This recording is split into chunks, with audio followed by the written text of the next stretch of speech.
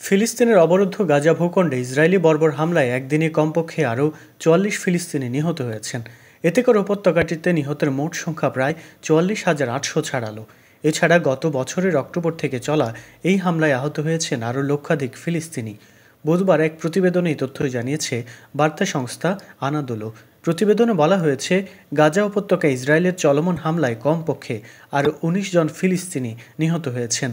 এতে করে গত বছরের অক্টোবর থেকে এ পর্যন্ত মোট মৃতের সংখ্যা বেড়ে ৪৪,৮০৫ জনে পৌঁছেছে বলে বুধবার অবরুদ্ধ এই ভূখণ্ডের স্বাস্থ্য মন্ত্রণালয় জানিয়েছে।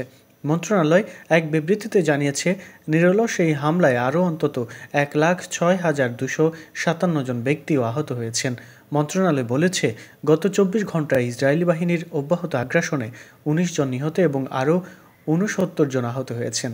অনেক মানুষ এখনও ধ্বংসস্তূপের নিচে এবং রাস্তায় আটকা পড়ে আছেন, কারণ উদ্ধারকারীরা তাদের কাছে পৌঁছাতে পারছে না।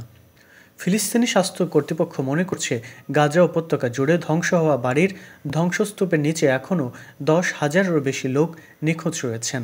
মূলত গাজায় অবিলম্বে যুদ্ধবিরতির দাবি জানিয়ে জাতিসংঘের নিরাপত্তা পরিষদের প্রস্তাব সত্ত্বেও ইসরায়েল অবরুদ্ধ এই ভূখণ্ডে তার নৃশংস আক্রমণ অব্যাহত রেখেছে।